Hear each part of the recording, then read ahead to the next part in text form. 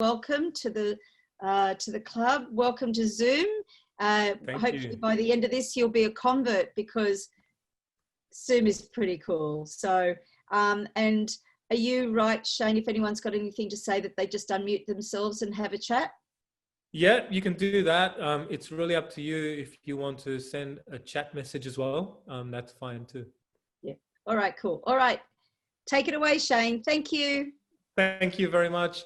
And thank you, Sarah. Thanks for the invitation. I always find when I put together a presentation like this, lots comes from it, and I end up learning a little bit about what I'm doing myself. So appreciate the invitation. Now, in these presentations, I like to keep them fluid. So if you do have a question, best to ask it when you think about it. And we can go into a little discussion about the topic, whatever it is, you know. So maybe I should start by giving you a little bit of an insight into what's to come. This presentation came about because Sarah and I were having a chat about COVID and being a photographer, and you know, my work has dropped off when COVID started up earlier this year, and I've had a lot of thoughts go through my head, and we're talking about creativity and all that. So it's come as a result of that, and I guess over the few months I've collected some thoughts on these matters. And so the presentation itself, it's not going to be so much focused on my photography only, but it's more it's more about the experience of being a photographer, going through this unusual time, because none of us have been through a period like this where the whole world is in the same storm. So it's my thoughts on this experience, and specifically being a photographer in this experience. It's really important to get clarity, and when you have questions that come up, it's important to answer them truthfully according to what you know and what you believe. You know, questions came up for me, you know, why am I a photographer? What is it doing for me? Is it beneficial to be an artist? All of those questions come up for me, and, you know, you're a camera club, I'm sure you've experienced COVID in some sense as a group, which is very healthy as well. So I hope what I say helps many of you along your photography journey as well. And I'm sure this exchange will no doubt help me with some of the questions and feedback you've got for me. So let's start. You know, I've got a few heading pages. The heading pages have photos on them. We were talking about this particular photo earlier, and maybe I will mention a little bit about each of the photos on the heading page. If you do want to ask a specific question about the heading pages, please do. I've done enough presentations to know that not to stack my presentation too full of slides. So this particular photo was taken on a road trip back with my dad. A couple of years ago, my mum passed away in 2018, and my dad and I, the following year, went to Melbourne on a road trip, and subsequently we did another road trip to Canberra. And on these road trips, I take my camera along. My dad's got his phone, I've got my phone, and we do the same thing. We stop off at the side of the road and take photos, and he's actually seen me take photos. He'll jump out and ask me questions, and it's really nice. Traveling is great, you know. I think even though we can't go overseas, I think getting out and seeing other places in New South Wales is still very fulfilling, and there's a lot of beautiful things to photograph. Strange things, you know, I was driving on the side of the road and I saw that pile of sand at a petrol station. We were about to get fuel in, and at the same time I saw the mountain range in the back. So those two fit, and just like a you know, puzzle clicking together, I decided to get out and take that photo. One day I'll enter it in some award somewhere. So has anyone got any questions at all before we start? Everyone's on mute. So on to the next slide. Now this particular shot, the text what I want to talk about doesn't reflect specifically the photo, but just to give you background on the photo, again, it was a trip that my dad and I were coming back from Canberra. We went to the War Memorial, and while I was there, this lady walked up with a red top, and it just happened to be a very striking juxtaposition between her and the poppy wall. So that's how that photo came about. But look, I was doing a bit of research to get this presentation together, and I went to Google and I typed in what is art, and this is what Google told me art is.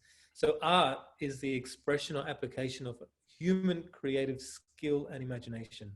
So I'll say that again. It's the expression or the application of human creative skill and imagination, which is really what we do as photographers. And it made me think, that's a good case for calling ourselves artists and not just photographers. And it took me a little while to get used to thinking about myself as an artist. And I still don't like telling people I'm an artist, simply because it carries a lot of ego. When you go around telling people you're an artist, it has more ego. But what I'm talking about isn't about the ego in the word artist. I'm talking about an acknowledgement of what you do as a photographer. It is creative, and it's using your imagination, and you use your mind, you use the life that you live, and you make decisions and you create something from it. So I feel that I'm an artist, and in my own mind, I feel like I'm an artist more than I'm a photographer. But if I was to talk to people, I wouldn't tell them I'm an artist. I would tell them that I'm a photographer. So this is really about myself. It's a journey that I've realized I'm taking, and photography is actually about discovering who I am.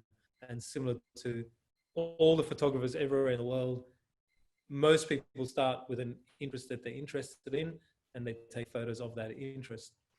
So once I became comfortable acknowledging I was an artist, what I found, I no longer looked at photos as being good photos or bad photos. I no longer looked at entering a competition as, having the winning photo or having the losing photo. It was just photos, and it was photos that appealed to me because I was making them for my own reason. There was no pressure to finish a project. You could think about a project as long as you want. There was a type of freedom that I experienced, which is the opposite to expectation. Do you know when you're expected to do something, there's a bit of pressure? Well, once I decided, the way that I actually behave as a photographer is more like an artist, all of that freed me up.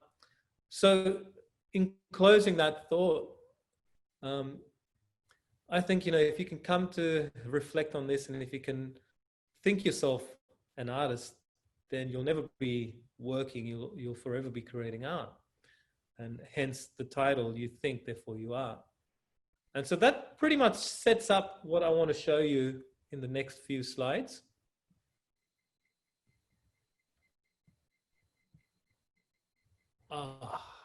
That's a very interesting. Sorry. That's a very interesting. That goes back to a derivative from the bloke who said, "I think, therefore I am." Descartes. Yes.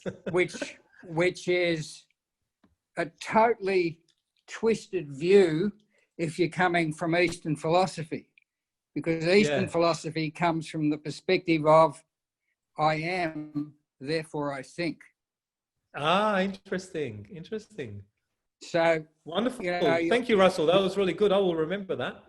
That's so really what good. You're actually doing is you're following in the route of Western psychology and philosophy.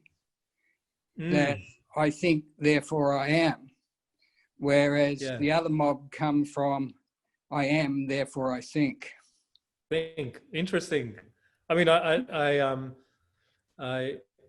feel that this whole thing is a self-discovery, and you'll see in the next few slides perhaps why I've gone down the not purposely, but you'll see how that influence has arrived in my thinking patterns.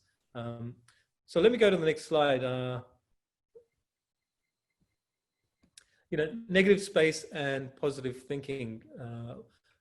When we hear someone talk about negative space, as photographers, we go here. We think about the area of room outside our point of interest. But in fact, that's one aspect of it. So a little bit of background on this shot. We went to Singapore and had a family holiday on a cruise earlier this year. And this was a shot. Actually, no, in fact, this was going to Perth. I was in the plane, and I looked out of my window and I saw a plane underneath me. It was very bizarre. First experience of that I've had in my life. So I took a photo of it. And when I took the photo, I realized that I've actually got a project that has been going for years. I'm talking over 10 years, and I keep chipping away at it. It's called Giant Little Things. And I thought, wow, this is going to be part of that project. So as I said, there's no time limit on finishing projects.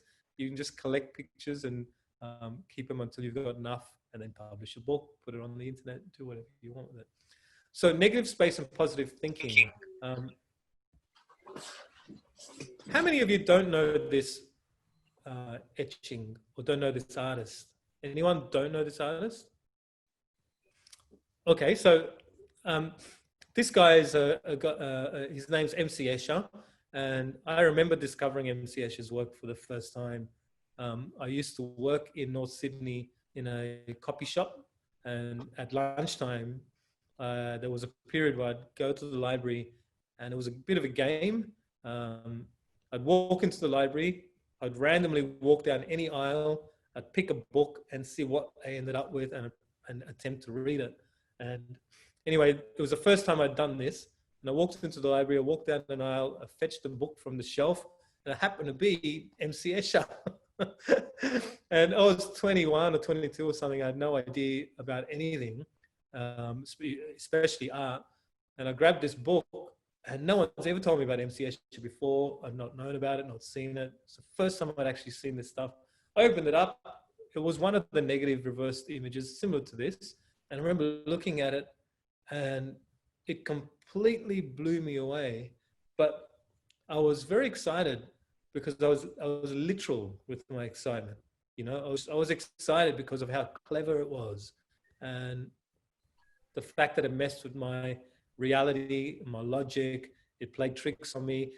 Prior to this, I remember the old lady, young lady. I don't know if you remember that sketch where you look at one image and it's an old lady, turn upside down, it's a young lady, and illusions like that. So this was a whole book full of illusions, and my mind was absolutely blown. I was mesmerized.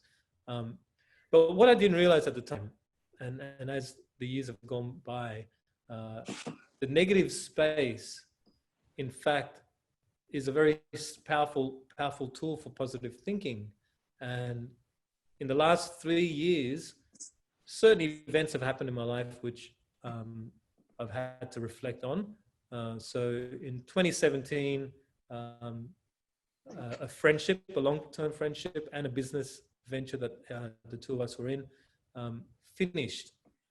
And so I could focus on the end of that friendship and the end of that business, but the negative space in that experience was a new business and new friendships. In fact, that's how I met Sarah and the rest of the club members, through the negative space of that end of that business. And so that was one thing. In 2018, my relationship of 20 years, we ended up separating. And again, I could have focused on the end of that relationship, but when I reflect back on it, the negative space, it was the start of reconnecting with myself and discovering what it was about me that I needed to know myself. Later in 2018, my mum passed away, and once again, I could have focused on my mum's death, my mum's the end of her life. The negative space suggested that I reflect on her whole life, and in doing so over that time since she died, the energy that she had when she was alive still affects me and my daughter today as we continue on. So negative space, you know, and then we come to COVID in 2020. We come to COVID, and there's not much anyone can do. You know, you have to surrender. So the negative space suggested that I surrender to COVID and take big, deep breaths, you know, and take some time out. And very interestingly enough, that space that allowed me to breathe, it allowed for more reflection, for more reconnection, for more new ideas. And so it comes back to that loop again, you know, demonstrating the cycle and the continuation of lots of systems in the life we live in Earth, all of that stuff. So it's taken me to a place where I feel it's primal thoughts, if you like. So the next slide I want to show you is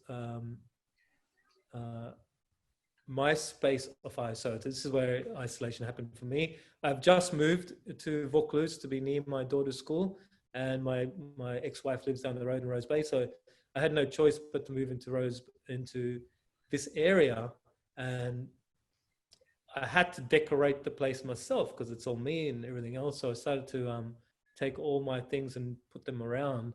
And the painting that you see on the left is my high school painting when I was in year 12. And it's not a fantastic painting, but this was only after 5 years of being in Australia without knowing anything about America, because I grew up in India till I was 12. And when I came here, I had no idea about America. No one told me about America. We didn't talk about America. But when I came here, in those 5 years, everything that went into that painting was American. And, you know, I was really into hip hop and rap in that sort of subculture. And back in the day, that wasn't called a mural. That was called graffiti, vandalism, you know. So everything I look at that painting now, and even today when I was looking at it, putting this presentation together, I was wondering why I liked zips, because it's pretty much everything that I liked went into that painting. And I was looking at it going, why do I like zips? Why are zips in there?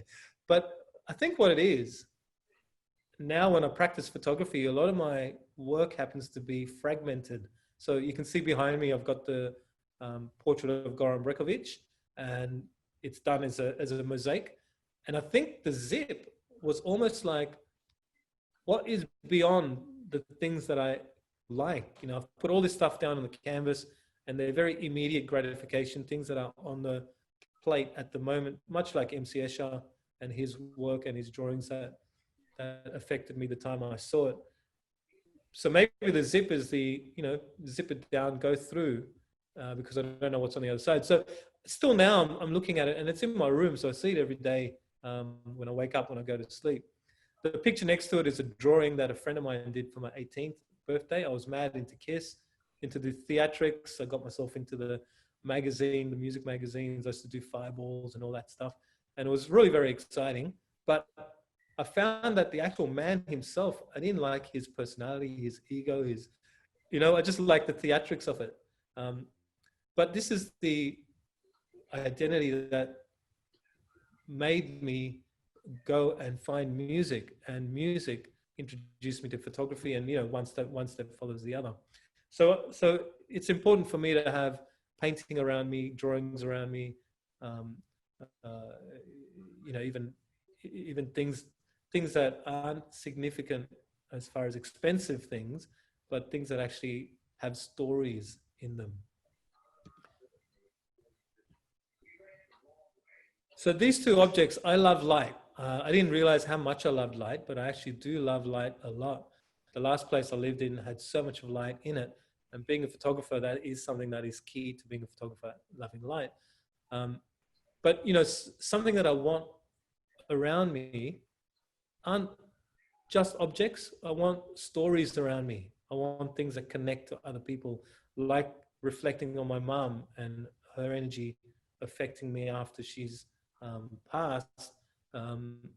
Everything in my house either has a story attached to somebody, or a story about an experience of how I got that particular object. You know, the lamp, the bottle came from my neighbor in Randwick, who had passed away, and because I was lived next to her for so long, when she died, she told her son to let me come in and pick the items that I wanted to pick, and that's how I ended up with that bottle. And I needed a lamp.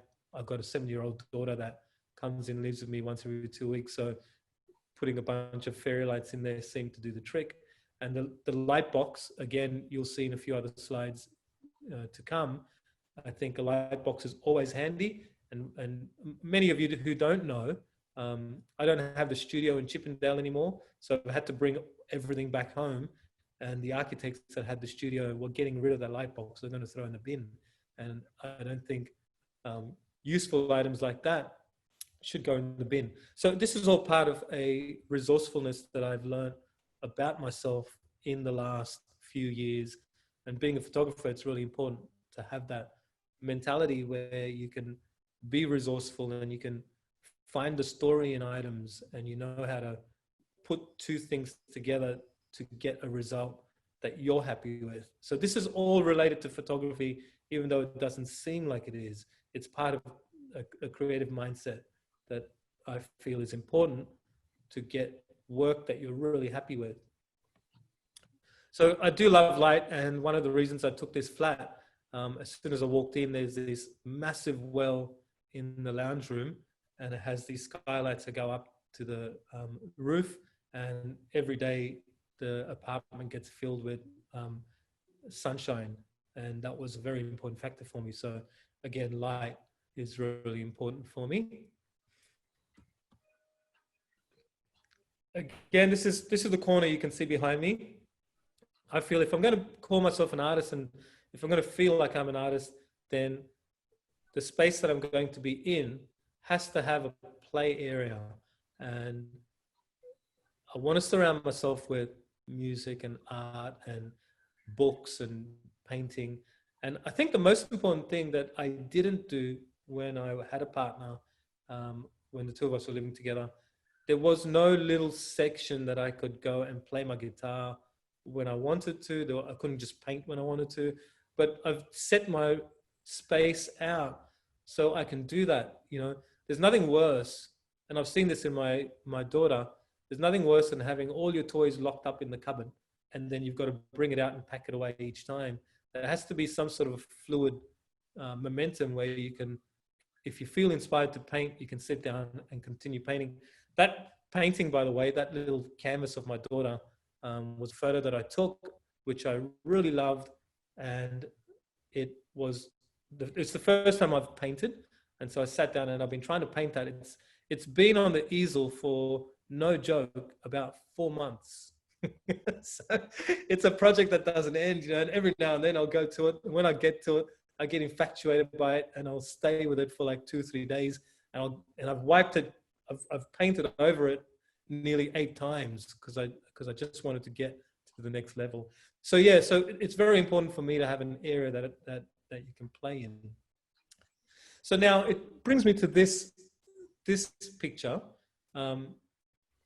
This is my neighbor in my building. Her name's Eleanor. She's about in her 70s, and not long ago she went to art school. And so when I moved in, she said hello, and I've you know, been in to see her garden. She's a keen gardener. Been in to see her garden. She showed me her artwork. Again, it's this connectedness, and I think COVID brought a lot of connections together. And so I got to know her a little bit. She got to know me, and realized I was a photographer. We talked about art and everything else, and she would give me pots of flowers and say hello and all that stuff. Anyway, one day, at about 8 o'clock or 9 o'clock, I get a buzz on the door, and Eleanor comes up and she says, "Shane, I have these flowers. They're called the Queen of the Night, and they only blossom after the sun goes down. And by the time the morning comes, the leaves collapse, they wither out, and the flower dies. So it only blooms for a few hours, and it only does that once a year." And she goes, "Can you take some photos for me?" And I said, okay. So I was doing something that night, and I came back at 10:30, 11 o'clock or something. And I kind of checked in with her and went down, took some photos on her balcony. And they weren't working that well because it was windy, and I couldn't get the flower to stay still, and the light. And you know what I mean? Like it's one endless list of reasons you can do better. So anyway, she's come along, snipped 3 flowers off and gave them to me and said, take them upstairs and photograph them. I was like, I said, you know, you don't have to do that. They're beautiful on your tree. She said, no, take them and go and photograph them. So I did. And I went upstairs, and it was such a fun project. There was no pressure. There was no reason to do it. It was just something to do. And what inspired me the most is I've had something in my mind since 2004. I met a photographer who did shoot flowers. I'll show you some of his work in a minute. But he did a shot of a flower called the moonflower. And it's a very similar flower. It only flowers, only blossoms once very rarely. And he did it backlit. He did it on a light box, and he backlit the flower. And I wanted to do the same thing. So I took this picture of Eleanor while she was coming to give me the flower. And it was a very quick photo. And that was it. Camera went away. I went upstairs. I took the flower with me, and I produced this at the end of the night. And in the course of the next few weeks, I worked on it, printed it up. Photo King printed it up for me. They were really good. They gave me lots of, I plug them a lot because they've supported We Observers for years. And whenever I go in there, they're really helpful. Their service is terrific. So all my stuff goes to them. They got calibrated machines. So they printed this up for me. I put it in a frame, and that's what I gave to her back. So she gave me the real flower, and I gave her a photograph that would last her longer than that flower bloomed. So it lasted for the rest of her life, hopefully. And she was absolutely happy with it. And along with the flower, I gave her a photo of her own portrait. And the other day when her son was in, takes her out every Sunday, I gave them a hand with some of the shopping upstairs, and he actually said to me, thank you very much for that photo of my mum. It's a beautiful photo. She was so happy, right? And that was such a nice thing to hear, because we don't see each other all the time, but she gave me the flower because she was being nice and she wanted me to have it. And I got such a good result from it, and I gave it back to her, and it was this beautiful little exchange. So it was very sweet. But I thought you might be interested in seeing everything that I'm talking about come into play as a photographer. So I put together these for you. This is my lounge room.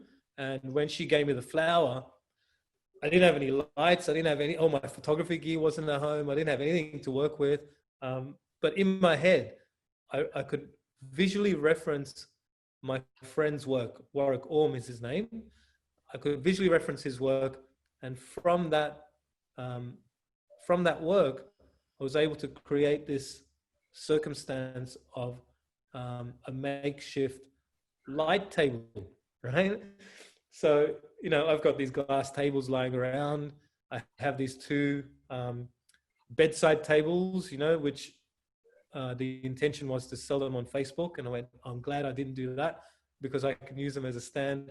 Put them up on this thing. I had another little stool.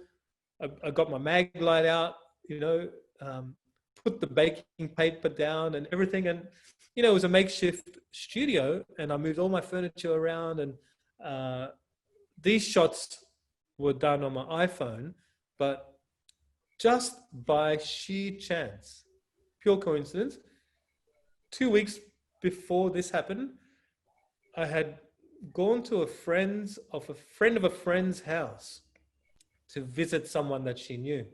And while I was there, the host who was hosting her friend and we were talking, and he's into photography, but he doesn't do very much photography.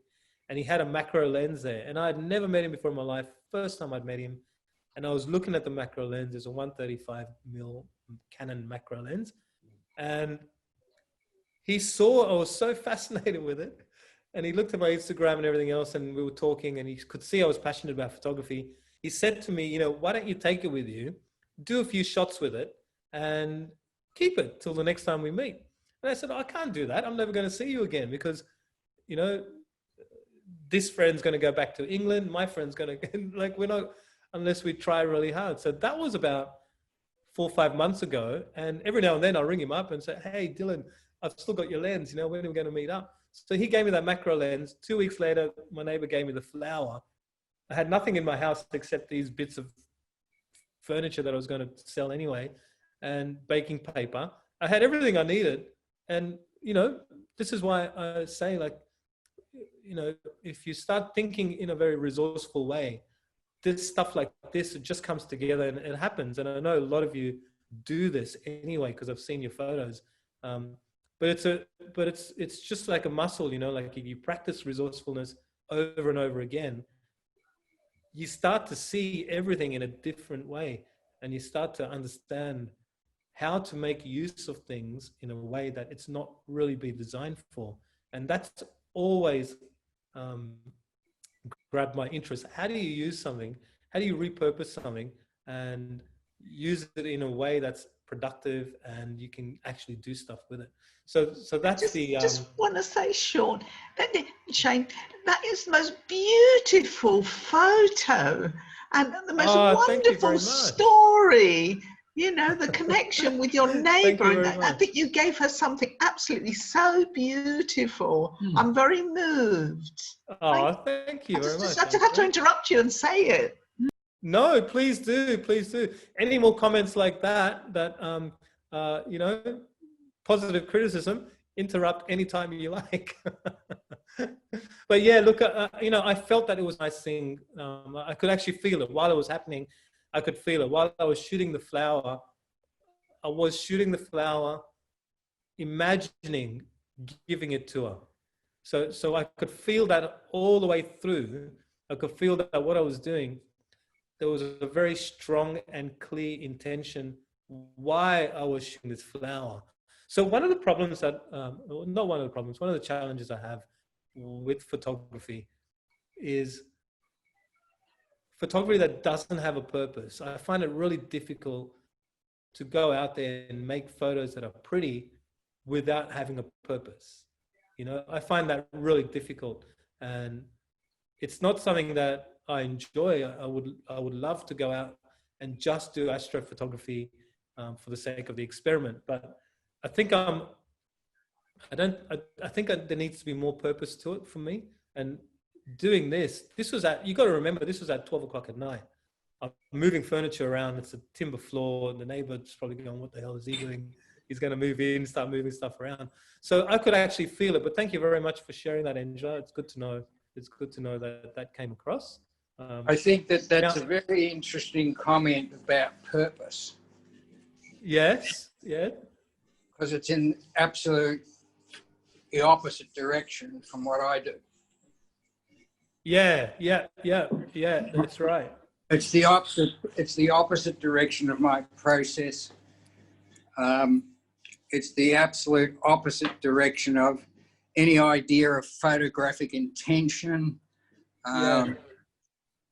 No intention, no purpose. And my process is one of, this is where I am, where the hell am I going? I have no idea and I don't care. Yeah. But this is the thing, Russell. I think the nature of any art practice, there doesn't have to be a consensus on how to approach it. You know, I think this is the key. I think the reason that art is so diverse and so polarizing sometimes is that everybody approaches it in a way that is for their own benefit or use, or however you want to phrase it. And, you know, I think that's what keeps it because real. most of the people we get into a lot of the people that we've had come into the club to do presentations, a lot of stuff is around photographic intention and purpose. Yeah, right. Which for me is a real blocker in terms of creativity. Yeah. I hear what you're saying. Yeah, definitely. And I totally agree. And I guess this is one of the reasons I thought I had to go through this process of presenting these thoughts, because it's been with me for these many months. And, you know, I've taken these photos, but I haven't shared them anywhere. This is probably the first public display of that flower, you know. But yeah, thanks for sharing, Russell. So that was a flower again. And now you'll notice that the flower has a blue halo, like a blue tone.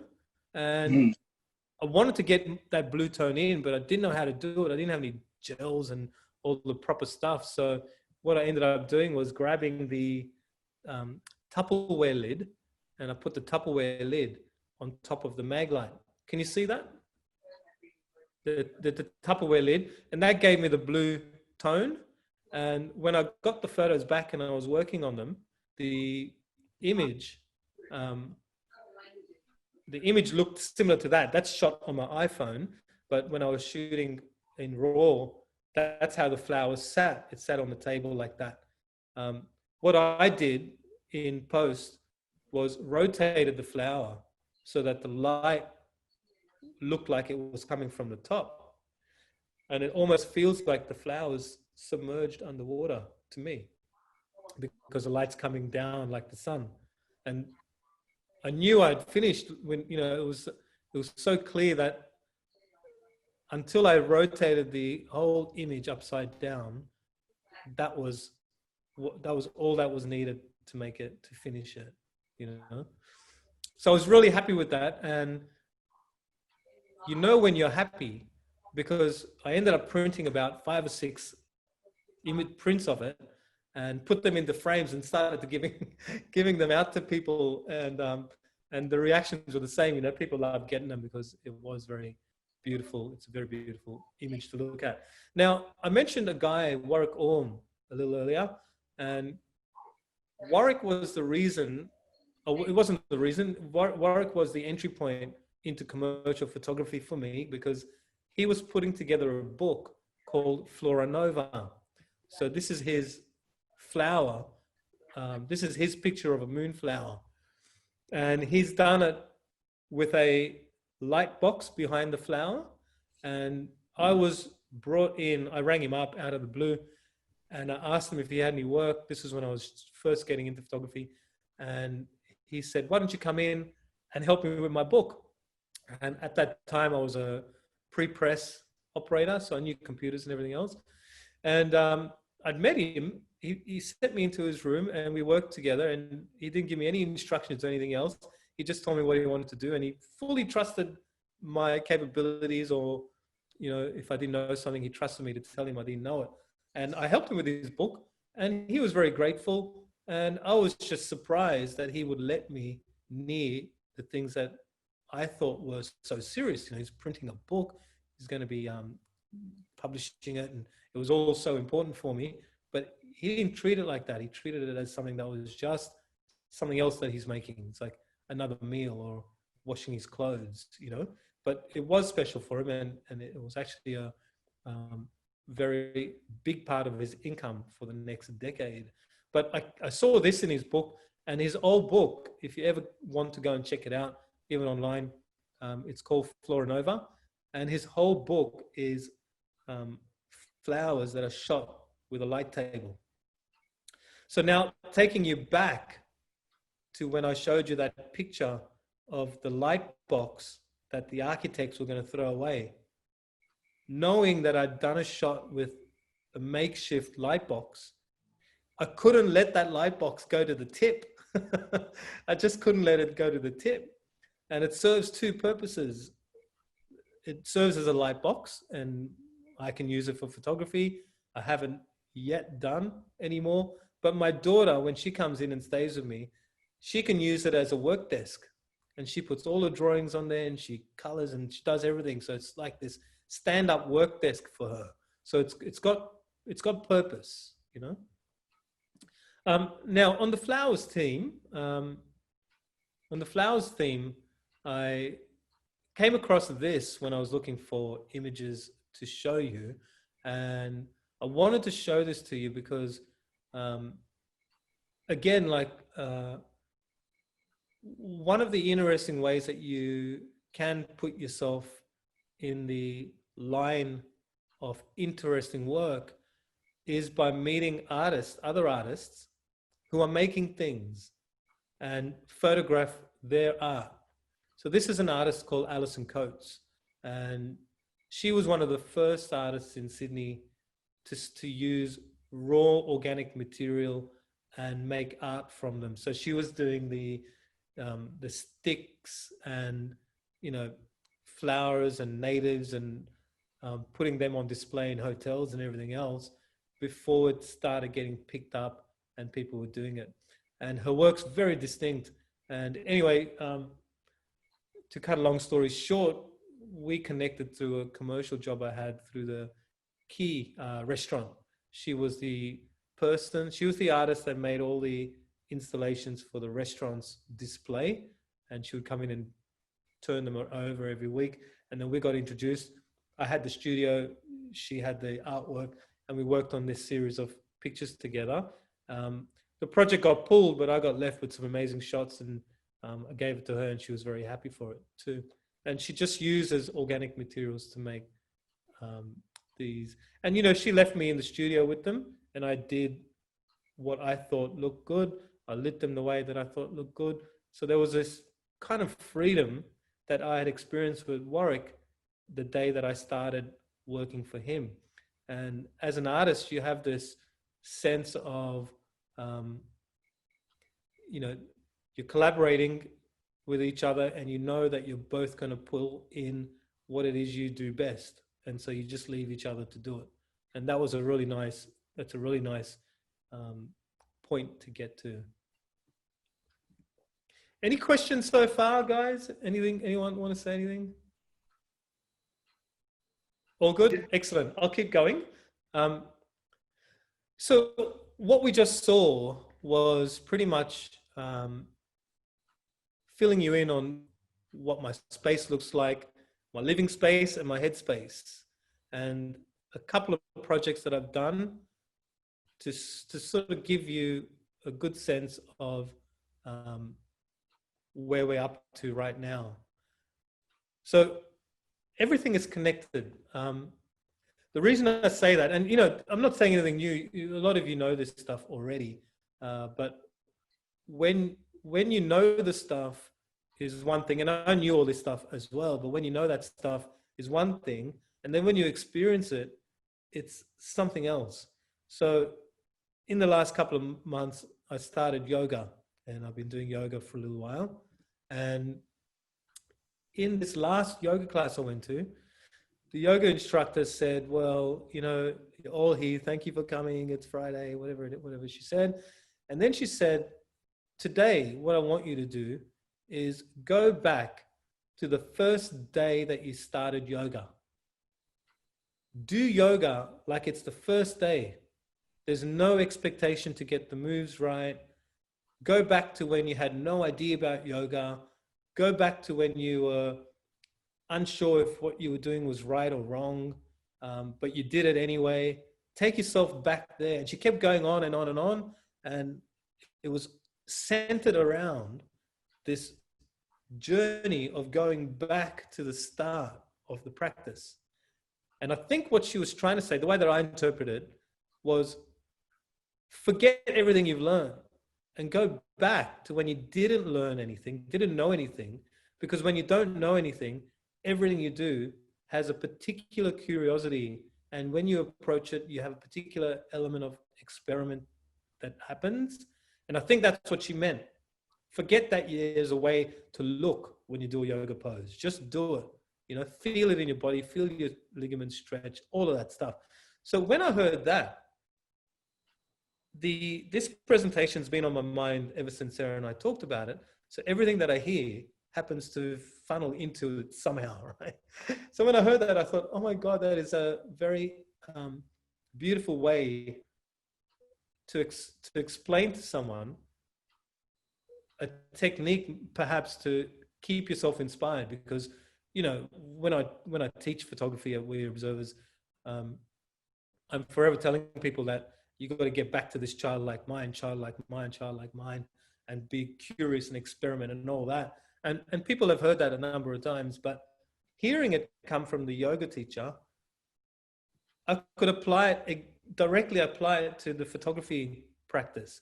And immediately I visualized this set of pictures that I did of an artist who I became friends with because he visited Australia so many times. It's a guy called Eric Bibb. I met him in London in 1999, and I think most of you have seen the photo I took of the Dalai Lama, the portrait of the Dalai Lama. So I've done a really beautiful portrait of the Dalai Lama, and it was the opening of these particular gardens that the Dalai Lama was there for. And I set up a little project with the Tibet Foundation to bring artists into these gardens to photograph them in there. And the first artist that I actually got to do, in fact, the first and last artist that I got to do that for was Eric Bibb. And so he came along, he sat in the garden, he brought his guitar, his wife was there, his child was there, his sound engineer was there, and he played music for us in the gardens. I photographed it, a friend videoed it, and we sent the pictures off to Tibet Foundation. And then we became friends. Eric and I became friends. And when I moved back to Sydney, he would contact me, I would contact him. We ended up watching a show at the Vanguard. I went to photograph it. And after the show, we went to a small little bar in Newtown somewhere. It happened to be my birthday. And I remember when I told him it was my birthday, he pulled out his guitar and he sang me this happy birthday. But he's got a very, very deep baritone voice. And if you've ever been a fan of a musician and they do that for you, it's a really, it's a really nice feeling. You know, you feel really grateful because you're looking at them as this elevated person. But the essence of what he sings about, his music and his style and his genre of music, is about being real. So all of this starts to tie in and make sense. So when I was photographing one time, he was on stage and there was a bright light on him, and I was up in the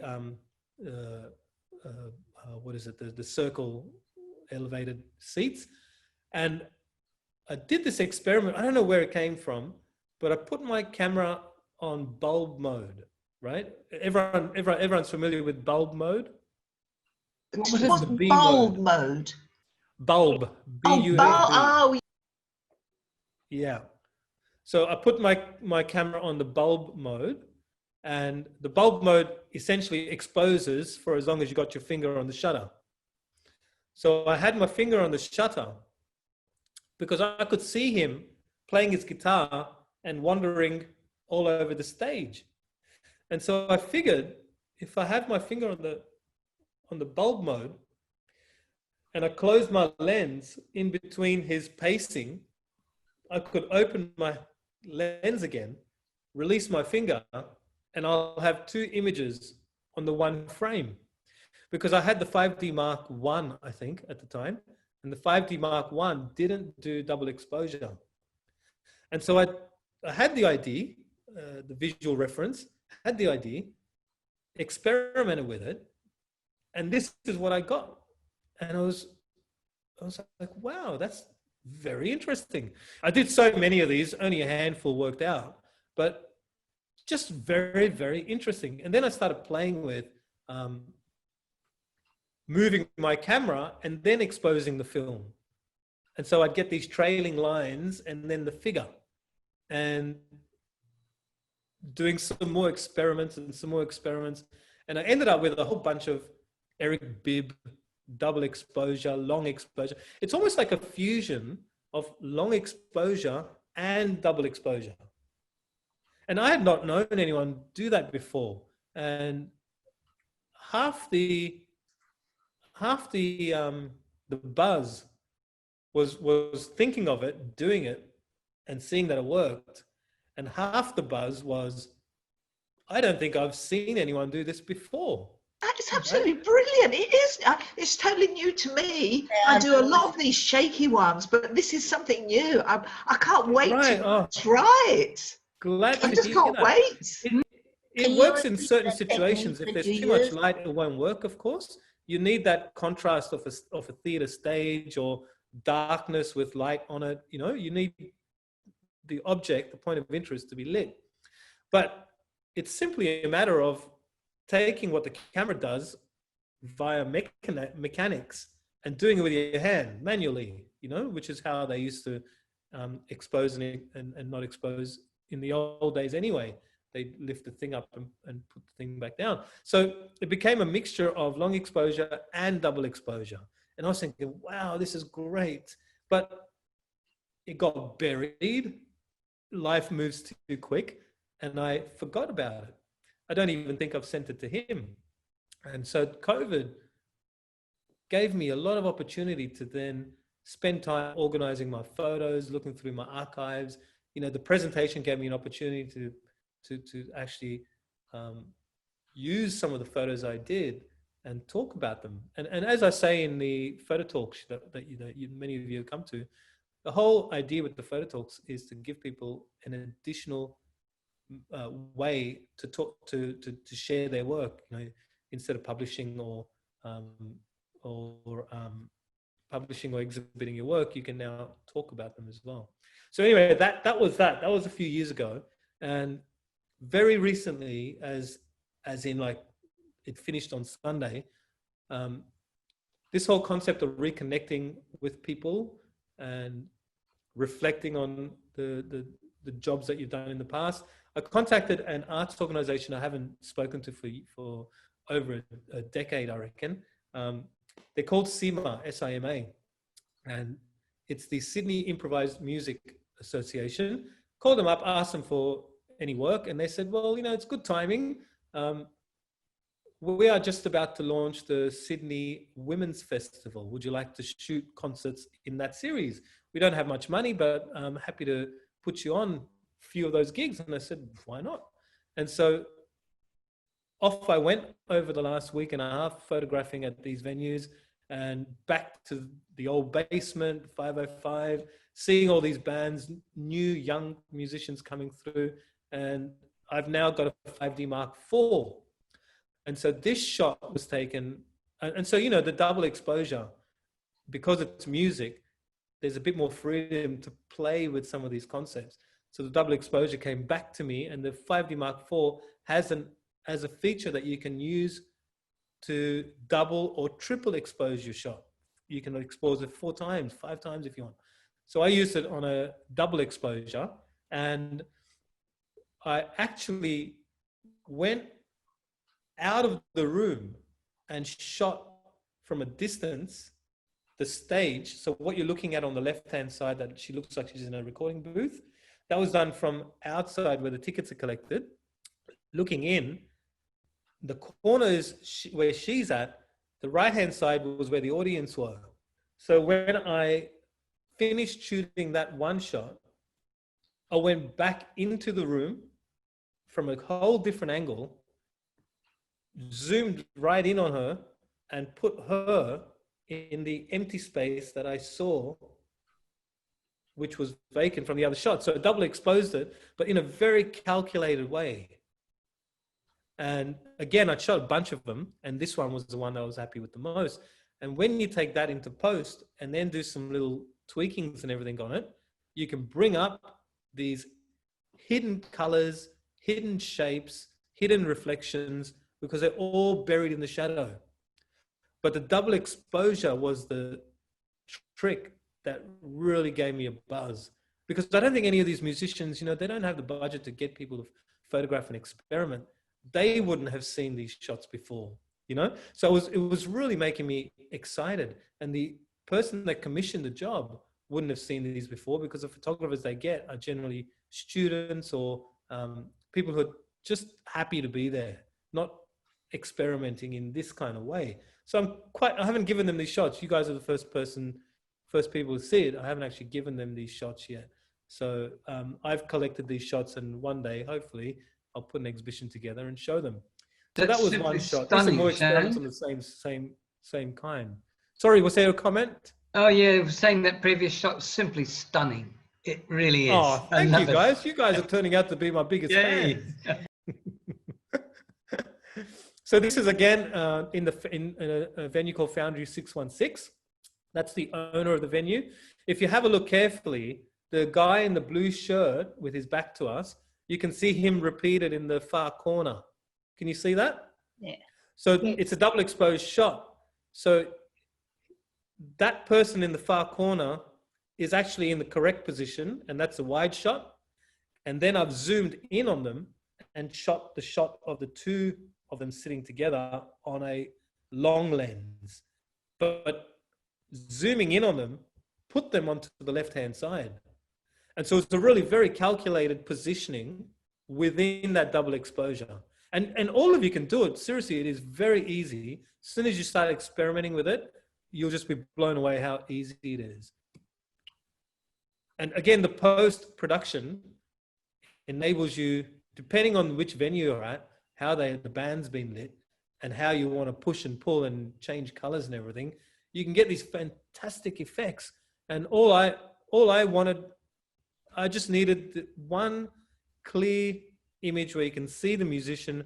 Whatever happens in the corner can be a mishmash, because it is photography of jazz musicians, right? So the concept of faffing with the shot in double exposure is almost photography jazz anyway, if you know what I mean.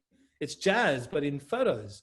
And so I'm hoping that this comes across to the musician. If it doesn't, it doesn't matter. But if it does, it'll be a nice thing, because then we're both on the same level. So I'm really, really happy with these. And these are all come through having done years and years of reflecting, reconnecting, experimenting, not feeling afraid to go down the path. Now, these are a whole different mood of double exposure, because by now I've worked out how this double exposure technique works, where to place things. So the first shot is the band. The blue lines that you see are in fact the air conditioning ducts that run above your head, which nobody looks at. But when you've got stage lights on, the reflection of these ducts carry the same tone of color. So you can actually use the piping, you can use the columns, you can use frames that are on the wall that reflect light, because all it is, it's a light source. That little yellow band of light, I think it's a pillar, you know?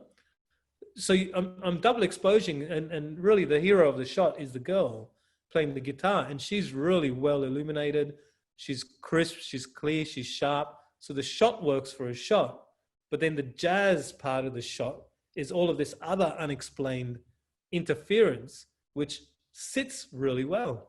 And it's not everyone's cup of tea, I'm sure, but it just gave me a buzz in the same way as MC Escher's stuff did, in the same way as finding stuff on the side of the road that, you know, I can't believe someone's throwing this away, in that way. And again, this is a whole different concept of double exposing. It's pretty much 4 exposures done really quick, moving the camera down while I do it, and you get this repetition of the highlight, and it has this liquidifying effect.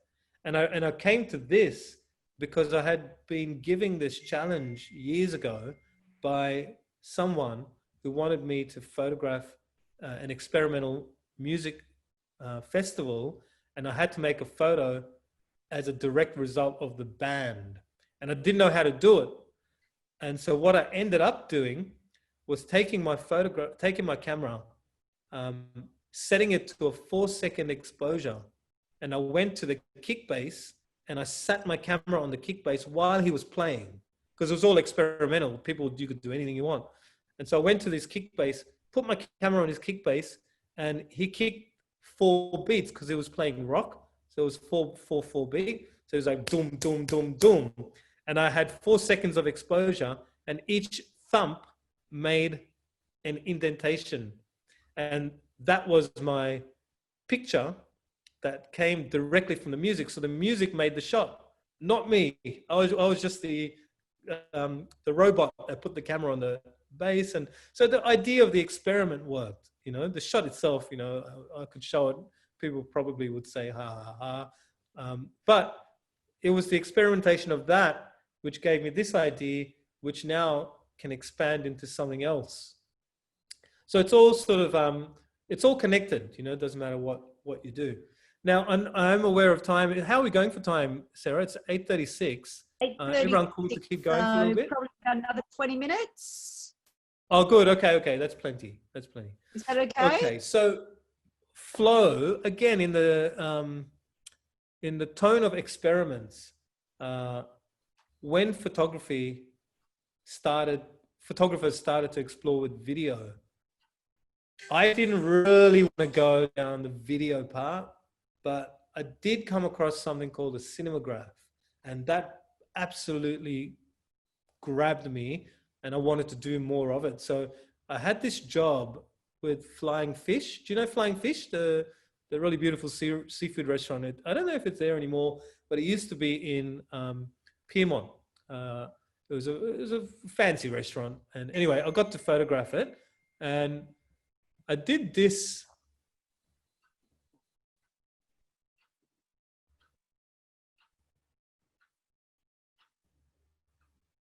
Right? Did you all see that? Yeah? Yep. So it's a cinematograph. It's a combination of a still image and video footage. And basically, the process is that you have to do the still. I then took the plate out, and with the camera locked off, I dropped a droplet of water in the area that would be under the plate. And then in post-production, you have to mask the plate off and let the footage roll. So what you're left with is a really beautiful, well-lit shot, lit for the food, but with the motion of the video coming in every 3 seconds. Right? And it was designed to play on TV screens where perhaps he was doing a food demonstration or a cooking segment, perhaps at a festival or a trade show, and this would play on the screen, and people would walk past and they'd see the shot, and then they'd get freaked out because they saw something move, and so they'd watch it and they'd get sucked in and they'd stare at it for a little while. You know, it was to grab people's attention, and it did, and the execution came out really well. But it was the first one I did, so we didn't quite know how to make it a small file but a big size. And then I got commissioned to do this shot. I'm not sure if I've shown this to you guys before. I did do this some years back. And again, this is in Central. Does everyone recognize the location? Yes. Yeah, so it's in Central. It's up at the Adina, I think it's called. And this was the top floor, one of their best rooms. I went to the front of the balcony, took a picture of the road, which is George Street, on a slow shutter speed, and then came back and did the video footage. We had a curtain inside, and a fan inside, and we blew the curtain, and I recorded the curtain. In post-production, we had to mask that curtain for every frame that it moved. So it was very tedious, but the effect was a very beautiful effect where you almost feel the whole world is still, but you have all the time in the world. It was a really, really nice effect. And I would love to do more of this stuff because it really pushes the boundaries of what you can achieve if you start experimenting and fusing concepts. This was a 2.5-day shoot in Canberra. And again, it's fusing concepts. So it's half time lapse, half video footage, but it's shot as a time lapse over 2.5 days, one shot every 20 seconds, continuous, no stopping. And we were just very, very lucky to get that beautiful dawn sky. But in post-production, we had to remap the time. What that means is we had the time lapse pulled together, but for those of you who are familiar with how time lapses work, it's a very it's the same time right the way through. What I had to do with this one is create the motion using time lapse, but then use a video program to remap the space from the start of the video to the end of the video. So you'll see the dawn goes really slow and then it speeds up towards the end of the day. And it was remapping of time. And the cars don't look static. They also look like they've got movement. And that comes from having a slow exposure similar to what I did with Eric Bibb. But now you can start to see, right? So the thing that fascinates me is this never-ending fusion of ideas, layering, experimenting, all that stuff. So again, with the jazz festival, it was a jazz festival, so you can experiment. It's easy to experiment. And I pulled this together from one of the shows, and I actually cut this for this presentation. So this is the first time anyone's seen it. And it took me about, and I had to learn Premiere Pro to do it. It took me about 6 hours to do. And it's the first time I've done it, and I'll be doing more of these again, and I'll talk you through how I did it. And it's a combination. It's got no music, no sound. It's a combination of time lapse and motion done in a particular process that I had to figure out on the fly. But because I've had so much of experience dealing with software and learning and all that, I just didn't want to learn another software program. But having the idea and the footage almost pushed me over the edge, because it then became more a desire to get it done and less of a, oh, I've got to learn this new software. So it was weighted more in the reward. And so you can see how every movement's really slow. So basically what I've done is photographed her with a handheld camera, handheld. This is live performance. And I've photographed her and I've stayed in the same spot. And I've just snapped my shutter at intervals and collected about 60 or 70 shots. I've imported all of that into Photoshop as a stacked file. So it's the same way as you do astrophotography. You take X amount of photos, you stack them on top of each other, and then you get your focus from all those photos. So in this particular one, I've stacked them all on top of each other, used the panorama tool in Timeline. The panorama tool, what it does is align, you can do 10 shots to form a panorama. It will line them all up for you and give you everything in absolute sequence, right? So I've used that tool on this guitarist because she's so well defined.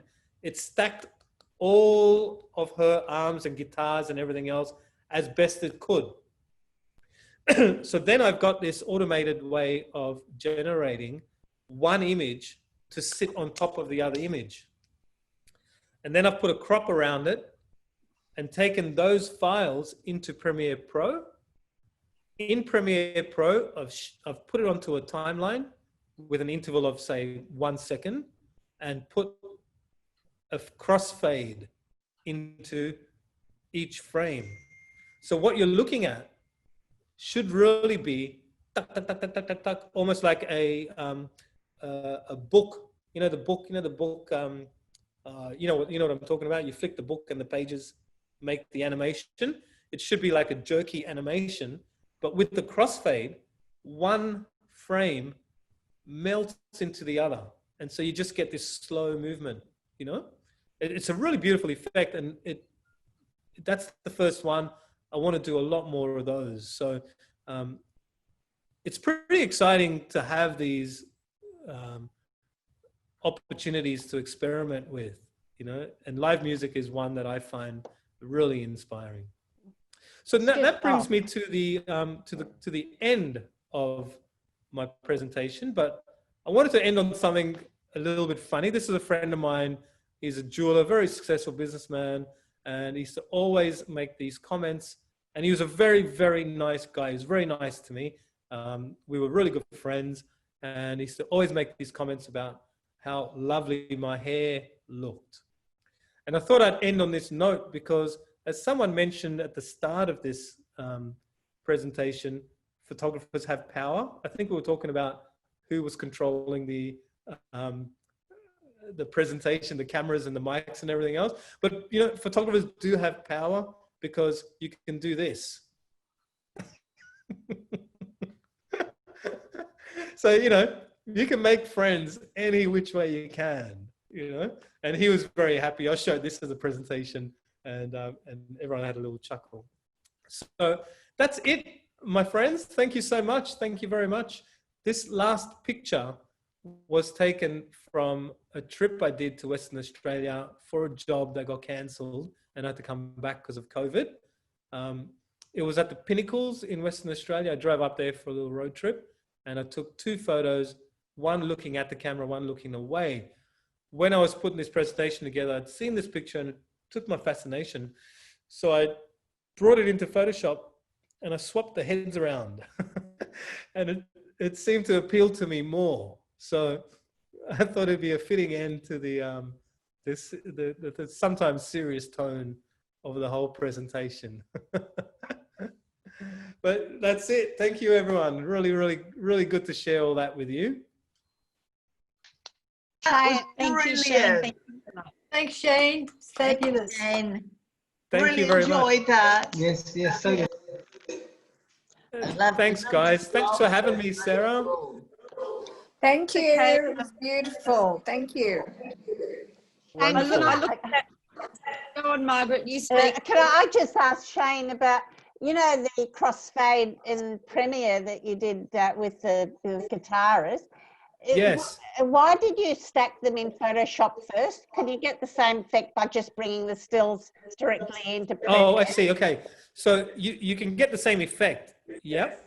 But I did do it without the stacking. Yeah. And because you're hand holding the camera and she's moving as she plays, the gap between one move and the other sometimes is too big. So as you're watching the film back, it jars too much and you lose the fluidity. You lose that softness. So when you stack them in Photoshop first, it puts all the images in close proximity of each other. Right. So when you then run the fade, the image doesn't actually move too far away from its core center. Does that make sense? Thanks, Shane. Yeah, that does make sense. And Yeah. and that's how you get the softness from it. Yeah, so it was really a nice effect. I liked it. Yeah, and you know, you could do that Yeah. with so many things. I mean, every single musician you could do that with. You could do it with people dancing. You could do it with, I've actually done it. I haven't done the whole process, but I photographed this guy who was wearing these fantastic shiny shoes and he was doing this very interesting dance with his feet. And I took about 100 shots to do this thing with about 8 years ago and just didn't know how to do it. So I left it. Thank you, Shane. I'm looking at this picture here and I think, oh, does Shane not know where he's going? Is he going forward? Is he going backwards? Which way is he looking? So. It's very subtle. You don't notice until you actually look twice, but there's something wrong with those photos. And until you actually take a look, you then spot that the head's on the wrong body. So did you set it up yourself and do that all by yourself? Yeah, I set up the camera on a tripod on a timer and I went out there and in fact, I did that because, you know, Lucky came in to do his photo talk and he used to do that with his dancing. He'd set his timer up, he'd go there, he'd stand there, come back, look at it. And so, you know, I was at the Pinnacles and I thought, oh, I'm never in these shots and this looks bizarre enough to be in it. And so I did 2 shots, one looking away, one looking at the camera, but it never entered my mind to swap the heads and put them both standing next to each other. But when I did, it made me chuckle, so I left it. Yeah. Fair enough, fair enough. Has anyone else got anything that they'd like to ask Shane before we sort of call it a night for tonight? All pretty good. Can you just, Shane, Sorry, can you repeat the actions when you did with the bulb? Oh, the bulb setting, sure. So, are you familiar with how the bulb setting works, Yura? You're on mute. You're on mute. You're on mute. Sorry, yep. Are you familiar with how the bulb setting works? Slow. What's that? I said, I basically know that it's slow. It takes a long time for. Okay, whatever. so the bulb setting, it's not slow or fast. It's actually an override of the shutter by you. So if you put your camera on bulb mode, if you hold the shutter down, the shutter will stay open as long as you're holding it down. So you control how long the shutter stays open. Okay. So what that allows you to do is keep the shutter open, and with your free hand, you can either cover your lens, or you can get a piece of cloth like a jumper or a jacket, put it over the lens, and then peek to expose. So you're almost manually exposing the film. Okay, good. Thank you. Yeah, no worries.